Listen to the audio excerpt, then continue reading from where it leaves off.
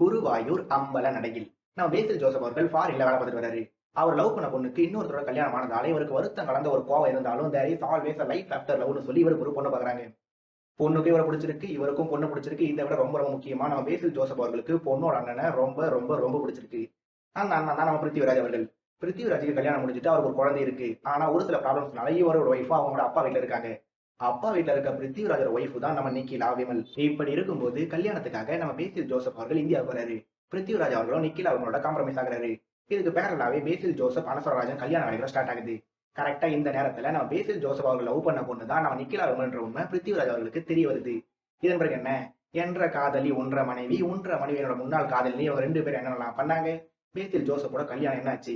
நிக்கிலா விமலோட நிலைமை என்னாச்சுன்னு இந்த மாதிரி எண்ணற்ற கேள்விகளுக்கு 75% சிரிப்பாவும் 25% சலிப்பாவும் பதில் சொல்லியிருக்க படம் தான் இந்த ஆனந்த பார்வதி மனம் விரும்பும் காதலி.